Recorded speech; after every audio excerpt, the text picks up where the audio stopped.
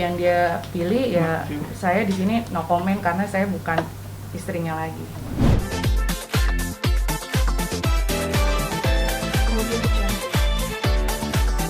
Oke, hari ini klien kami Heni Yuliana atau yang kita kenal Heni Mona, ya, baru muncul pertama kita di media ya.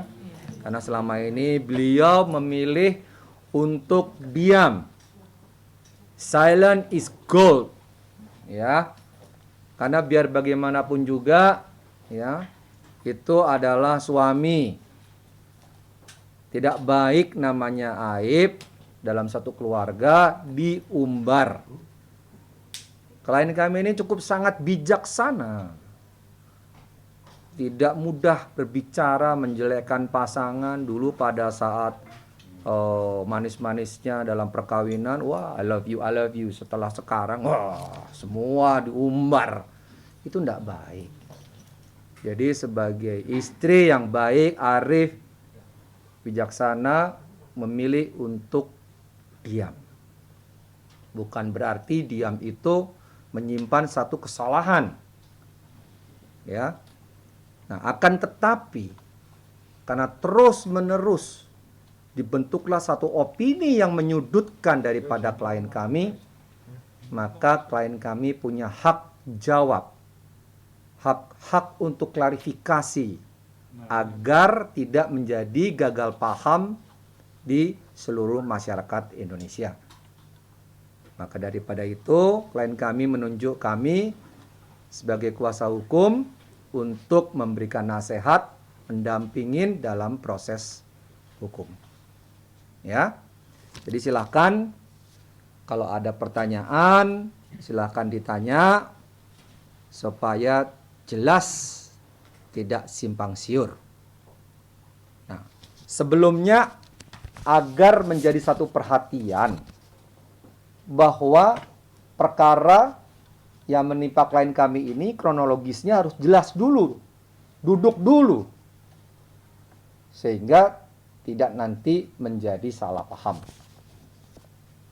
Kami akan jelaskan dulu sesuai dengan tempo deliti waktu. Jadi pada saat tanggal 18 Agustus 2018, klien kami Heni Yuliana ini atau Heni Mona melangsungkan pernikahan dengan Rio Revan.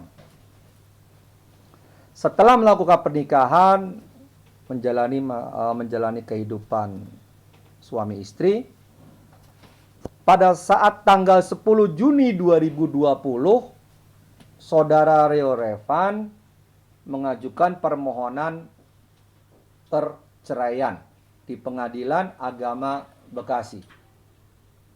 Yang mengajukan adalah saudara Rio Revan, bukan dari pihak klien kami. Ya, jadi yang menginginkan, niat batinnya muncul itu dari saudara Rio Revan. Dengan berbagai macam alasan dan dalil yang diajukan di dalam pengadilan. Ya. Nah, pada tanggal 25 Februari 2021,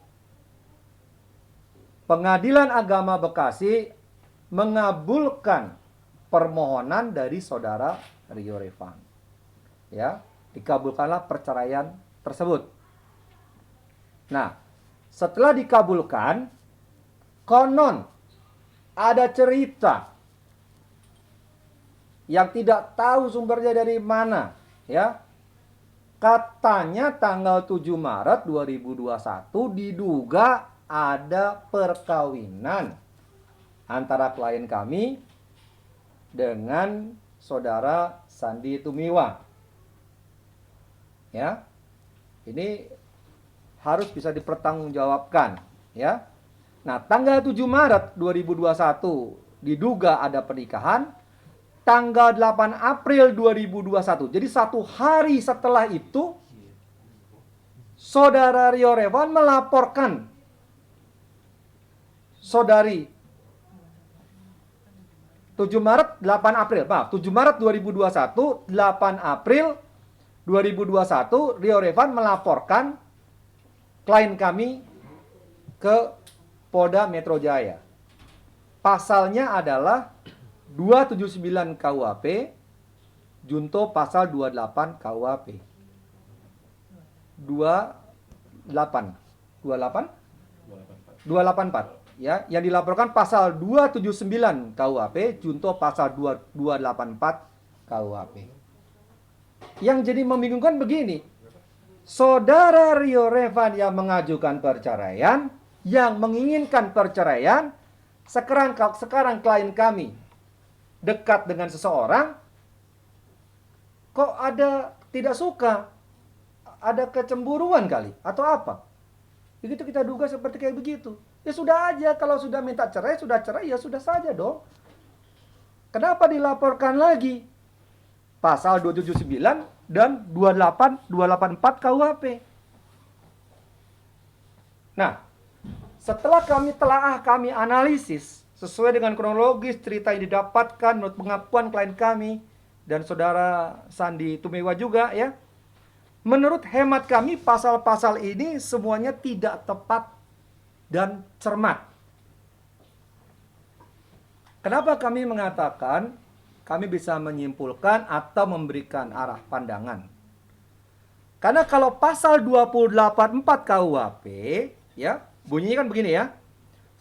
Seorang pria yang telah kawin yang melakukan mukah overspell, ya, padahal diketahui bahwa pasal 27 BW berlaku baginya. Yang B, seorang wanita yang telah kawin yang melakukan mukah. Sekarang kalau kita bicara mukah overspell, apakah saudara Sandi Tumiwa dan klien kami melakukan hubungan suami istri? Ada hubungan suami istri? Tidak ada. Tidak ada. Ada bukti? Tidak ada. Apakah ketangkap tangan di kamar? Tidak ada. Jadi buktinya apa kalau 284 ini? Pasal 284 ini akan sangat sulit sekali dibuktikan. Karena memang benar, klien kami tidak melakukan hubungan badan. Ya, jadi pasal ini kalau menurut kami tidak tepat dan cermat. Nah, untuk pasal 279 KUHP, baca dulu. Saya bacakan nih ya. Barang siapa mengadakan perkawinan padahal mengetahui bahwa perkawinan atau perkawinan-perkawinan pihak lain menjadi penghalang untuk itu. Kata perkawinan di sini, kita harus jelaskan dulu. Yang dimaksud dalam undang-undang ini perkawinan bagaimana? Nah, kita kaitkan dengan pasal 2 Undang-Undang Republik Indonesia nomor 1 tahun 1974 tentang perkawinan. Saya bacakan ya, supaya semua tidak gagal paham.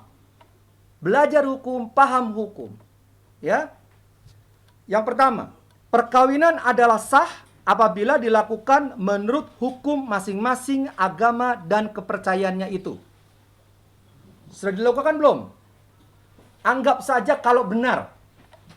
Sudah dilakukan, katanya konon sudah dilakukan nikah siri. Ya. Oke, sudah masuk. Kedua, tiap-tiap perkawinan dicatat menurut peraturan perundang-undangan yang berlaku. Nah, pertanyaannya, apakah sudah dicatatkan di KUA? Enggak.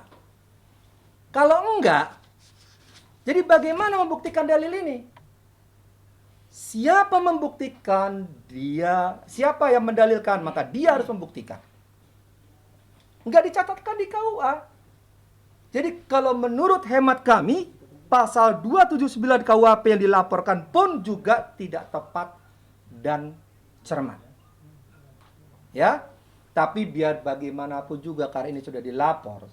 Setiap warga negara Indonesia punya hak untuk melapor. Nanti akan diklarifikasikan kepada terlapor. Kita kembalikan kepada penyidik. Ya.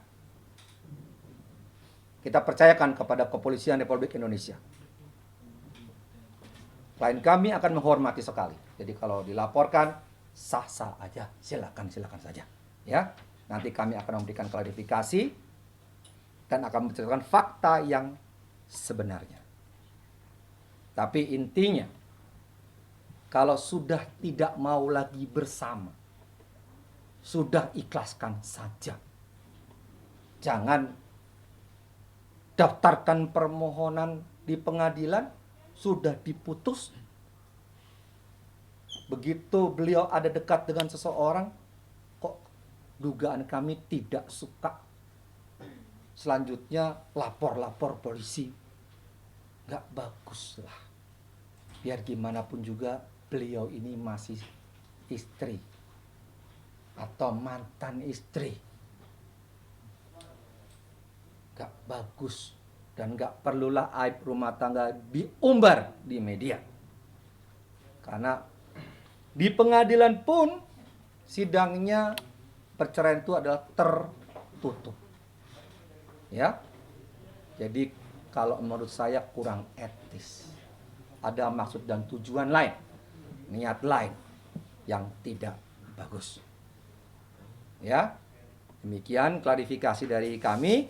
Dan selanjutnya, ada beberapa statement yang dilakukan oleh saudara Rio Revan di media, yang menurut hemat kami ada perbuatan melawan hukum, menyerang kehormatan disertai oleh fitnah. Kenapa? Karena saudari RR ini sudah mengatakan bahwa klien kami melaporkan saudara RR di kepolisian. Saya beritahu, klien kami tidak pernah melaporkan saudara RR. Nih buktinya, tanda bukti laporannya. Tidak ada di sini disebutkan terlapornya saudara RR. Terlapornya dalam lidik. Ya. Di sini diduga sudah menyerang kehormatan disertai oleh fitnah.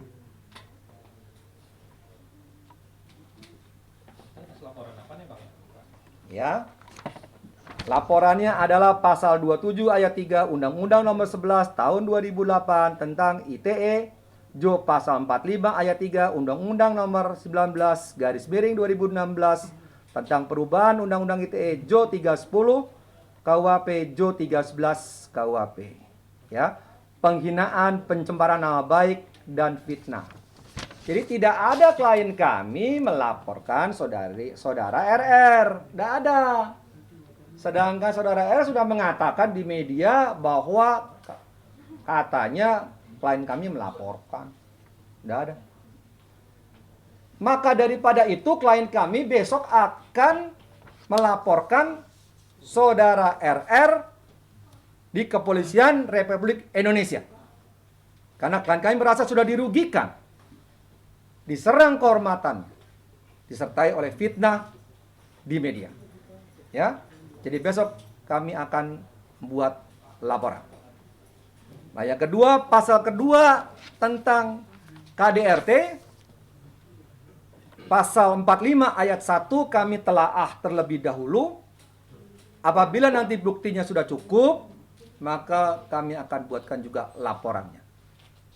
Di sini sudah ada beberapa rekomendasi yang kami bacakan dari dokter gangguan penyesuaian. Di sini sudah kami baca tadi. Dan beberapa rekomendasi lagi kami siapkan. Kalau sudah siap, maka kami juga akan buat laporan. Ya. Jadi rencananya kami akan laporkan Undang-Undang ITE 27 ayat 3 Junto 45 dan Undang-Undang KDRT pasal 45 ayat 1. Ya. Nanti kita telah mana yang lebih tepat. Besok kita akan buat lapor. Sekarang kira-kira media kalau ada tanya, silakan. Bertanyalah yang bijaksana dan arif. Karena ini permasalahan rumah tangga. Jadi jangan melebar kanan kiri. Ya, silakan. Ini mungkin boleh yang terbaru dulu tanggapan soal RR diamankan. Kan sempat posting juga kalau masalah masih ada hubungannya apa gimana? Posting yang mana ya?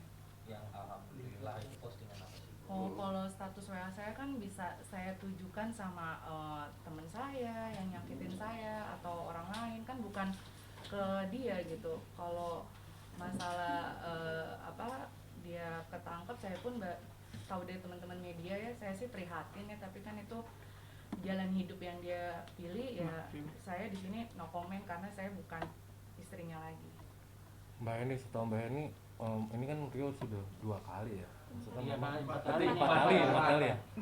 Maksudnya memang kecanduan banget apa seperti apa yang Mbak Eni tahu di saat masih menikah dulu? Nggak tahu. Kita Kalau gimana itu, pun juga kan maksudnya- itu suami kan dulu ya. Iya, kalau itu Tidak saya boleh. nggak mau ngomong ya, biar teman-teman media sendiri yang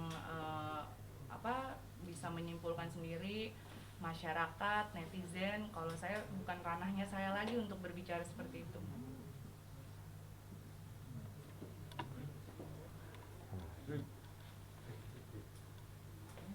Silakan tanya lagi kalau ada yang mau tanya.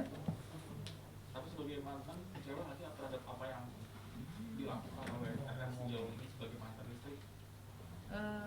Kalau kecewa ya, kalau dulu sebagai istrinya dulu ya pasti kecewa. Kalau sekarang sih ya itu kan jalan hidup dia gitu. Prihatin sih pasti prihatin gitu kan.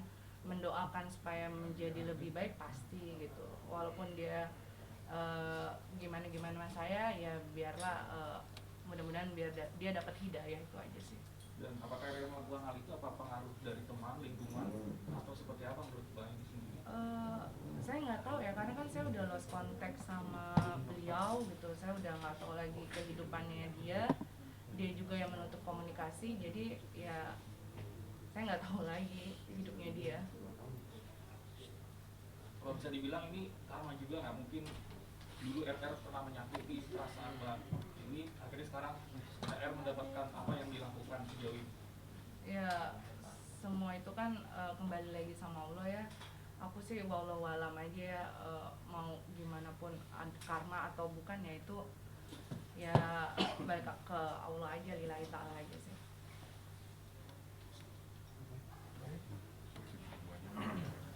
Mbak ini berarti semenjak saya maksudnya udah bodo amatan sama kabar-kabar soal Rio ya Mbak? Kenapa? Semenjak cerai gitu, semenjak resmi cerai itu udah bodo amatan gitu maksudnya, sama kabar Rio sampai ada Doakan yang terbaik tangkap sekarang juga ya udah biarin aja gitu. Ya maksudnya ya kan udah ditutup komunikasi, jadi ya hidup dia, hidup saya lah, udah masing-masing kan.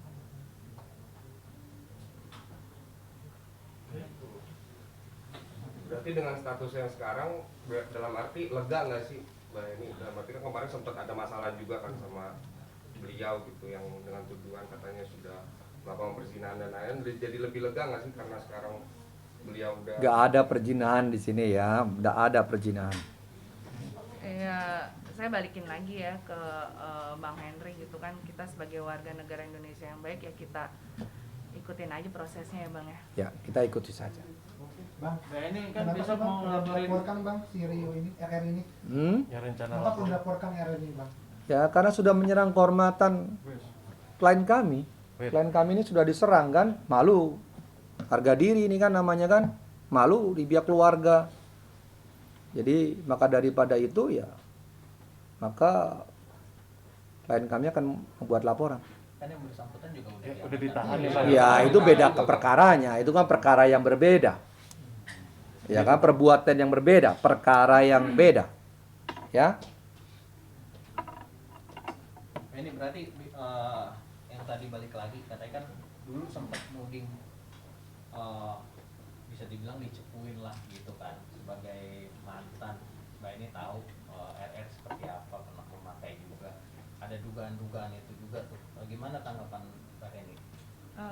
Maksudnya Mbak Heni yang ngasih tahu, Mbak Heni yang ngasih tahu ke polisi yang bocorin kalau dia tuh Enggak, siapa yang ngomong gitu, enggak ada.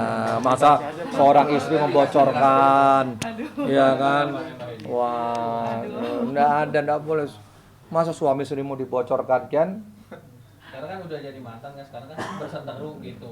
Semenjak berseteru kemarin itu tiba-tiba kan dia ditangkap. Nah, ada yang mengarah ke sana gitu tudingan. Gimana tanggapan? Enggak benar itu. Nih Bang Henry, Nggak kuasa benar. hukumku ini juga yang ngurusin aku di sidang perceraian, jadi Nggak beliau tahu lah benar, semuanya. iya kan? Nggak benar. Nggak benar ya. Sip. Tambahkan? Cukup? Mau tambahkan? Cukup. Cukup ya? Sudah cukup jelas ya? Jadi mau Ya. dilaporkan kapan bang? Dilaporkannya insya Allah besok jam 10 pagi Di mana bang? di Polda Metro Jaya. Oke. Ya.